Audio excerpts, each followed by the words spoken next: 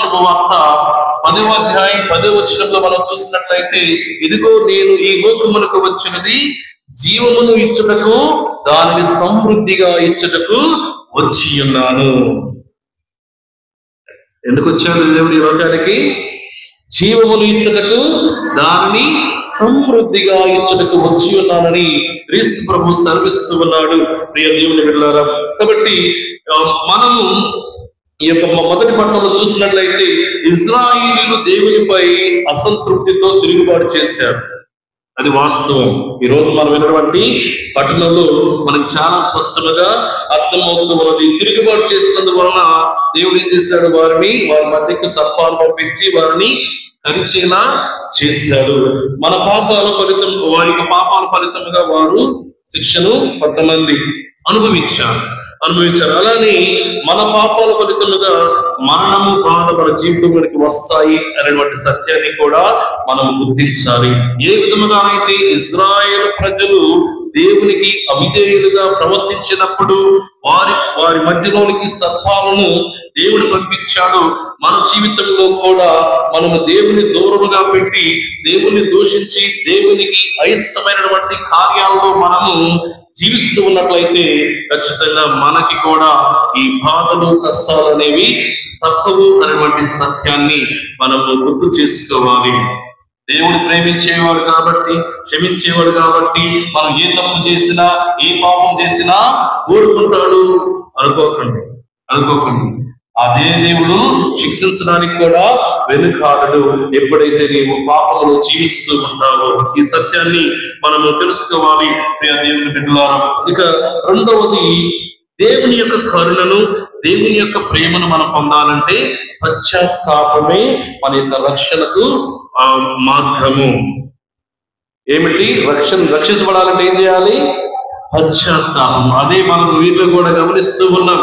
పశ్చాత్తాప హృదయంతో దేవుని వైపు చూసి మొరపెట్టుకున్నారు, మోషేను అర్థించారు, మా కోసం ప్రార్థన చేయమన్నారు. అంటే వారిలో మారు మనసు పొందారు. వారందరూ కూడా మారు మనసు పొందారు కాబట్టి దేవుని బిడ్డలారా వారందరూ కూడా రక్షించబడ్డారు.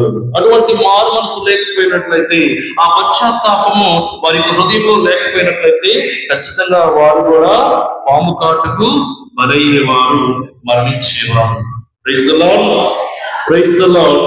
కాబట్టి దేవుని మన జీవితాల్లో కూడా మనం తప్పును గ్రహించి ఎప్పుడైతే పశ్చాత్తాప హృదయంతో దేవుని వైపు అడుగులు వేస్తామో ఖచ్చితంగా దేవుడు మనల్ని రక్షిస్తాడు అనే సత్యాన్ని ఈనాటి మొదటి పట్టణం మనకు తెలియపరుస్తూ ఉన్నది ప్రియ దేవుని బిడ్డలారా. కాబట్టి మనము పాపములో ఉన్నప్పుడే తిరిగి రక్షణ వైపు అడుగులు వేయాలి. ఇంకా మనకి చాలా సంవత్సరాలు ఉన్నాయి బ్రతకడానికి. చివరి దశలో దేవుని పశ్చాత్తాపం కోరుకుందాం. అప్పటి వరకు మనము ఎంజాయ్ చేద్దాం, ఈ లోకానికి సంబంధించినటువంటి ఆశల వైపు అడుగులు వేద్దామని ఆలోచన చేస్తే ప్రియ దేవుని బిడ్డలారా, మరణము ఎప్పుడు, ఎలా, ఏ రూపంలో, ఎక్కడ వస్తుందో ఎవరికి కూడా తెలియదు. కాబట్టి మనం అన్నింటిలో కూడా సిద్ధపడుతూ ఉండాలి. నేను ఒక వీడియో చూస్తాను, ఈ యూట్యూబ్ లో వీడియో చూస్తూ ఉంటే పదే ఒక వీడియో వస్తూ ఉంటుంది, షార్ట్ వీడియోస్ చూస్తూ ఉంటాం కదా. అయితే ఆ వీడియోలు ఏమిటంటే, అమెరికా దేశంలో ఒక చార్లీ కర్క్ అనేటువంటి ఒక వ్యక్తి, అంటే ఈ వ్యక్తికి దేశభక్తి, దైవభక్తి రెండు ఉన్నాయి. దేశభక్తి గురించి బోధిస్తాడు, దైవభక్తి గురించి కూడా బోధిస్తాడు. అనేక మంది యువకుల్లో మార్పు తీసుకొచ్చినటువంటి ఒక గొప్ప వ్యక్తి. కేవలం 31 సంవత్సరాలు మాత్రమే. సెప్టెంబర్ 10వ తారీఖు ఆయన చాలా మంది స్టూడెంట్స్ ని ఉద్దేశించి ప్రసంగిస్తూ ఉన్నప్పుడు, మాట్లాడుతూ ఉన్నప్పుడు ఎటువైపు నుండి వచ్చిందో బుల్లెట్ తెలియదు కానీ ఇక్కడ షూట్ చేశారు, గొంతులో షూట్ చేసిన ఆన్ ద స్పాట్ మరణించారు. అక్కడికక్కడే మరణించారు. ఆయన 2 బిడ్డలు, ఒకరు 3 సంవత్సరాలు, ఇంకొకరు జస్ట్ 1 సంవత్సరం. చూడండి ప్రియ దేవుని బిడ్డలారా, ఈ వ్యక్తి హతసాక్షిగా పిలువబడుతూ ఉన్నాడు. ఈ రోజు ఆయన బోధించినది ఒకటే, గురించి బోధించాడు. దేవుని పట్ల విశ్వాసంలో మీరు ఎదగండి, ఈ లోకం వైపు అడుగులు వేయొద్దు అని బోధించాడు. అంత చిన్న వయసులోనే అనేక మంది వ్యక్తుల్లో ఆయన ప్రభావం చేయగలిగాడు. దేవుడి గురించి అద్భుతంగా బోధించగలిగినటువంటి వ్యక్తికి మరణం ఏ రూపంలో వచ్చిందో చూడండి ప్రియ దేవుని బిడ్డలారా. కాబట్టి ప్రియ దేవుని బిడ్డలారా, ఆ వ్యక్తి హతసాక్షిగా పిలువబడుతూ ఉన్నాడు. ఈరోజు అన్ని దేశాల్లో ఆయనకి ఫ్యాన్స్ ఉన్నారు, ఆయన అనుచరులు ఉన్నారు. అనేక మంది బాధపడుతూ ఉన్నారు. ఎందుకంటే ఒక గొప్ప దేవునికి సాక్ష్యం ఇచ్చినటువంటి ఒక గొప్ప వ్యక్తిని ఈ లోకం కోల్పోయింది, ఈ సమాజం కోల్పోయింది. మనకు తెలుసు అమెరికా దేశంలో కొన్నిసార్లు ఎటువంటి జీవితాన్ని జీవిస్తూ ఉంటారు. చాలా మంది అక్కడ విచ్చలవిడి జీవితాన్ని జీవిస్తూ ఉంటారు. కానీ ఈ వ్యక్తి కుటుంబ విలువలను మనం గౌరవించాలి, దేవుని పట్ల విశ్వాసం కలిగి జీవించాలి, దేవుని మార్గంలో నడవాలని బోధించినటువంటి వ్యక్తికి ఈ యొక్క కష్టాలు బాధలు తప్పలేదు. అలానే మరణం కూడా ఆయన్ని విడిచిపెట్టలేదు దేవుని బిడ్డలారా. కాబట్టి నేను ఎందుకు చెప్తూ ఉన్నానంటే ఈ యొక్క విషయాన్ని మనకి కూడా, మన జీవితంలో కూడా మనకి యొక్క మరణం అనేది ఎప్పుడు ఎలా ఏ రూపంలో వస్తుందో తెలియదు. కాబట్టి మన మరణించము కూడా సిద్ధపడాలి. నేను కరాఖండిగా చెప్పగలను, ఆయన ఈ రోజు చార్లీ అనేటువంటి ఆ వ్యక్తి ఖచ్చితంగా పరలోకంలోనికి ప్రవేశిస్తాడు. ఎందుకంటే ఆయన జీవించినంత కాలం కూడా దేవునికి గొప్ప సాక్షిగా జీవించాడు. దేవుని పట్ల ఎవరైతే అసభ్యంగా మాట్లాడారో వారిని వ్యతిరేకించి వారికి గుణపాఠాన్ని నేర్పినటువంటి ఒక గొప్ప వ్యక్తి ఈ లోకం విడిచి వెళ్ళిపోయాడు. ప్రియ దేవుని బిడ్డలారా, మనము కూడా ఆ విధంగా ఆయన వలె గొప్ప సాక్ష్యం ఇవ్వాలి. ఆ సాక్ష్యం ఇవ్వాలంటే ముందుగా మనలోనే ఆ మార్పు అనేది చోటు చేసుకోవాలి. ఆ మార్పు మనలో రాకుండా ఇతరుల్లో మనం మార్పును ఆశించాలంటే ఉపయోగం ఉండదు. కాబట్టి పశ్చాత్తాప హృదయంతో మనము రక్షణ మార్గం వైపు అడుగులు వేసినట్లయితే తప్పకుండా దేవుడు మనల్ని అంగీకరిస్తాడు, ఆశీర్వదిస్తాడు. ప్రియ దేవుని బిడ్డలారా, ఏ విధంగానైతే రాగి సర్పము వైపు ఎవరైతే చూస్తారో వారు రక్షించబడతారు అని మొదటి పట్టణంలో సెలవిచ్చి ఉన్నారు. ఇది దేనికి సూచన ప్రియ దేవుని బిడ్డలారా? ఈ సంఘటన మనం దేనిని సూచిస్తూ ఉన్నదంటే, ఎవరైతే క్రీస్తు ప్రభువు వేలాడుతున్నటువంటి ఆ యొక్క శిలువ మ్రాణిపై చూస్తారో వారు కూడా రక్షించబడతారు. No cross no salvation, no pain no gain. Pain అంటే బాధ లేకుండా, శ్రమలు లేకుండా మనము మోక్షమును పొందలేము అనటానికి ఇది ఒక నిదర్శనం. ప్రియ దేవుని బిడ్డలారా, క్రీస్తు శిలువపై ఎత్తబడి ఉన్నటకు ఒక సూచనగా ఈ యొక్క రాగి స్తంభం మనకి కనిపిస్తూ ఉన్నది ప్రియ దేవుని బిడ్డలారా. కాబట్టి ఆనాడు ఎవరైతే దాన్ని చూసి రక్షించబడ్డారో ఈ రోజుల్లో మనము శిలువ మ్రాణిపై చూసిన ప్రతి వ్యక్తి కూడా రక్షించబడతారు. నన్ను అనుసరించబోరువాడు ఏం చేయాలి? శిలువ మ్రాణిని ఎత్తుకొని నన్ను అనుసరించని క్రీస్తు ప్రభువు ఆహ్వానిస్తున్నాడు. శిలువ మ్రాణికి అంత విలువ ఉన్నది. శిలువ మన జీవితాలకు విజయమును చేకూర్చుతుంది. ప్రియ దేవుని బిడ్డ, ఈ సత్యాన్ని మనం ఈ రోజు గుర్తు చేసుకోవాలి. కానీ మనం చూసినట్లయితే మన యొక్క జీవితం ఏ విధంగా మన యొక్క జీవితంలోకి అన్వయం చేసుకోవచ్చు ఈ యొక్క వాక్యాలను. దేవుని బిడ్డలారా, పాపములు అసహనము కాకుండా ఏం చేయాలి? మనం జీవించకుండా పశ్చాత్తాప హృదయంతో దేవుని వైపు అడుగులు వేయాలి. పశ్చాత్తాప హృదయంతో వచ్చిన ఏ వ్యక్తిని కూడా దేవుడు తిరస్కరించడు. నీ స్థితిగతులు ఏవైనప్పటికీ కూడా, నీవు ఏ స్థితిలో ఉన్నప్పటికీ కూడా నీవు మానసు పొంది దేవుని వైపు అడుగులు వేస్తే తప్పకుండా దేవుడు తన హక్కును చేర్చుకుంటాడు. ప్రియ దేవుని బిడ్డలారా, అది మనం ఈ రోజు సువిశేష పట్టణంలో ఆలకించి ఉన్నాం. ఏమని? ఇదిగో ప్రభువు ఈ లోకముని ఎంతగానో ప్రేమించాడు. ఒకసారి చదవండి ఆ వాక్యాన్ని. దేవుడు లోకముని ఎంతో ప్రేమించి తన ఏకైక కుమారుని ప్రసాదించెను. ఆయనను విశ్వసించు ప్రతివాడును నాశనము చెందక నిత్య జీవమును పొందుటకై అటుల చేసెను అని ఈనాడు సువిశేష పట్టణంలో మనము ఆలకించి ఉన్న ప్రియ దేవుని బిడ్డలారా, దేవుడు ఈ లోకాన్ని ఎంతగానో ప్రేమించాడు కాబట్టి తనకున్నటువంటి ఏకైక కుమారుని ఏం చేశాడు? ఈ లోకానికి పంపించాడు. పంపించడం వెనక గల కారణం ఏమంటే, ఈ లోకంలో ఎవరు కూడా నాశనము చెందుట ఆయనకు ఇష్టం లేదు. Praise the Lord, praise the Lord, hallelujah, హల్లెలూయా.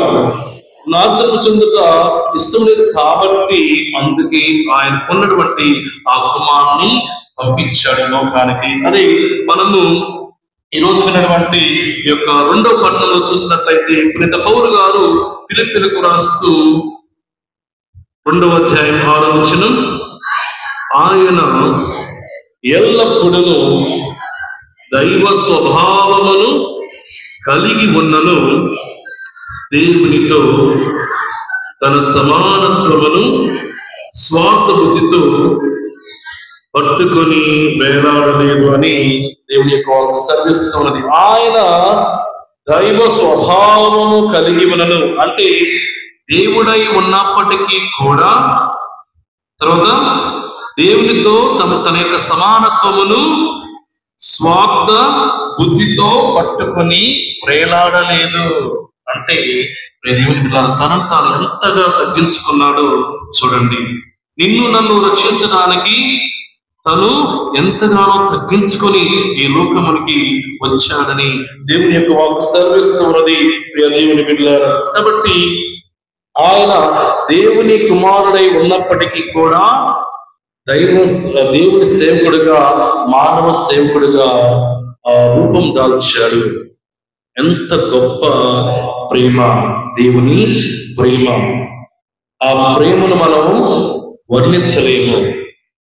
ఆ ప్రేమకు హద్దులు అవధులు అనేవి ఉండవు ప్రియ దేవుని బిడ్డలారా. అంతగా ప్రేమించాడు కాబట్టి తను మానవ రూపము దాల్చడానికి కూడా వెనుకడుగు వేయలేదు. అలానే క్రీస్తు ప్రభువు సెలవిస్తూ ఉంటాడు, దేవుని యొక్క వాక్యాన్ని సెలవిస్తూ ఉన్నది, ఇదిగో నేను ఈ లోకానికి వచ్చినది సేవింపబడుటకు కాదు, సేవ చేయడానికి. I came to this world not to serve, not to serve and not to be served. నేను సేవింపబడటానికి రాలేదు, నేను సేవ చేయడానికి వచ్చాను. అంటే చూడండి, సేవక రూపము దాల్చి ఆ ప్రభువు తనను తాను ఎంతగానో తగ్గించుకున్నాడు ప్రియ దేవుని బిడ్డలారా. కానీ ఆయన తనను తాను రిక్తులు చేసుకుని సేవక రూపము దాల్చి మానవ మాత్రుడిగా ఈ లోకములో జన్మించాడు. అపారమైనటువంటి ప్రేమ. అటువంటి ప్రేమను మనము కూడా మన తోటి సహోదరి సహోదరుల పట్ల చూపించాలి. It's not enough.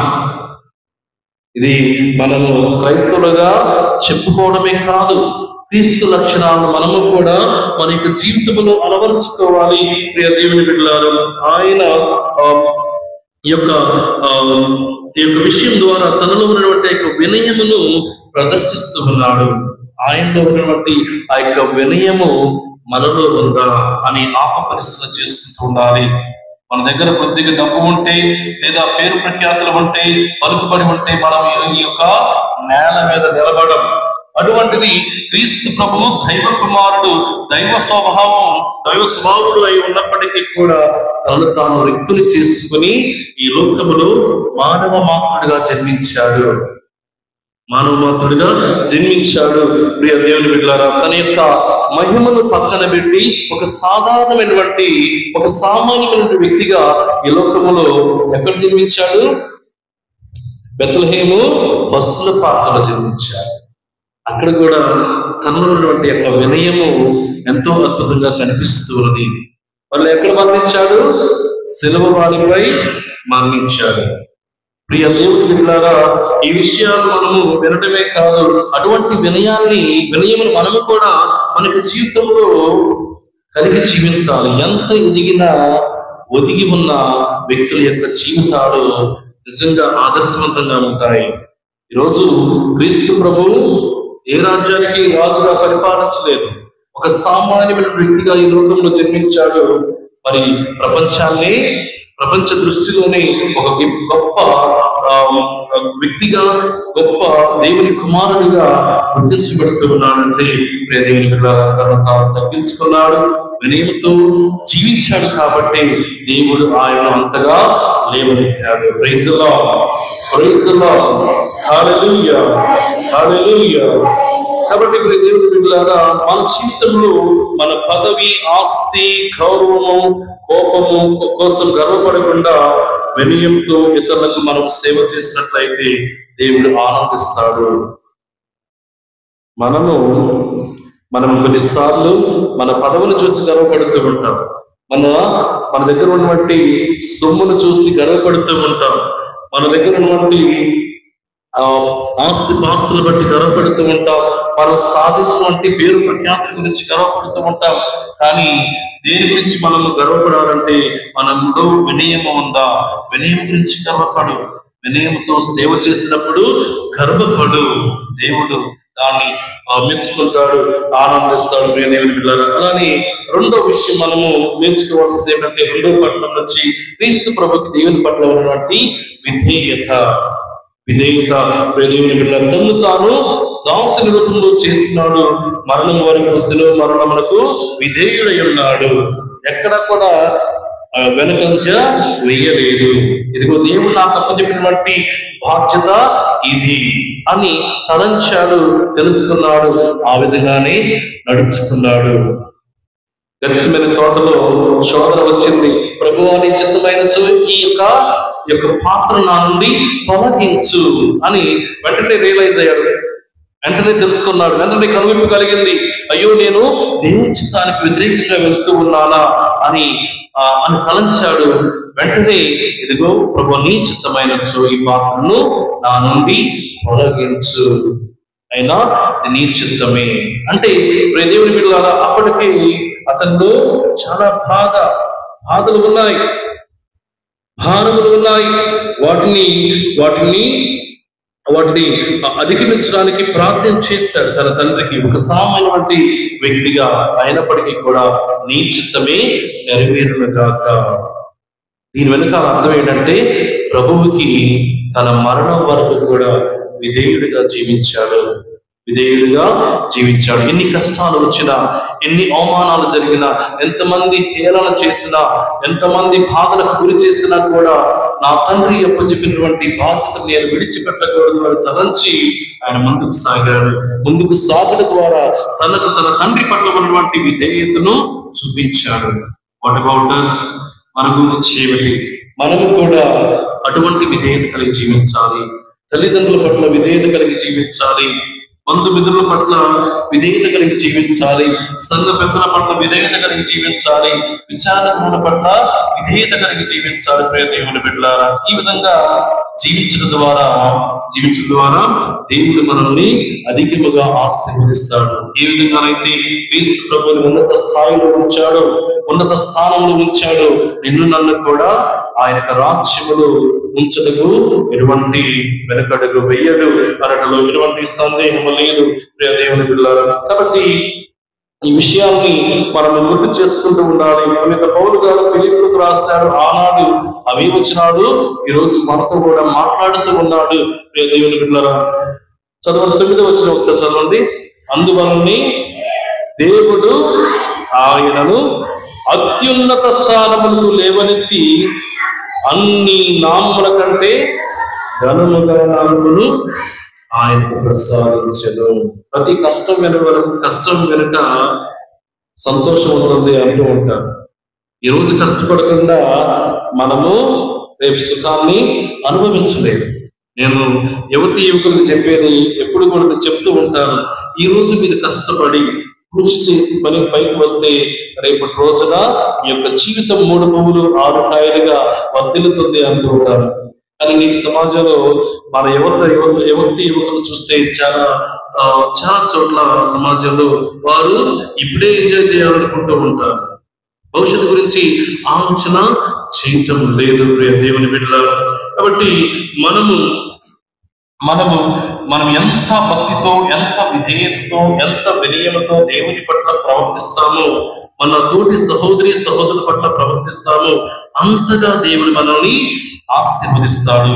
దీవిస్తాడు. ఈ విధముగా క్రీస్తుని అత్యున్నత స్థానములకు లేవనెత్తి అన్ని నామముల కంటే ఘనముగా నామములు ఆయనకు ప్రసాదించారు. మరి ఈ రోజు ప్రపంచమంతటా కూడా క్రీస్తు నామమును జపిస్తూ ఉన్నారు అంటే ఇది దేవుడు ఆయనకి ఇచ్చిన గొప్ప వరం. కాబట్టి మనము కూడా క్రీస్తుని పోలి జీవించడానికి ప్రయత్నం చేయాలి మన యొక్క అంతుల జీవితంలో. ప్రియ దేవుని బిడ్డలారా, కాబట్టి నిజముగా దేవుని మహిమపరచాలంటే మనం ఏం చేయాలి? వినయంతో ఉండాలి, విధేయతతో ఉండాలి.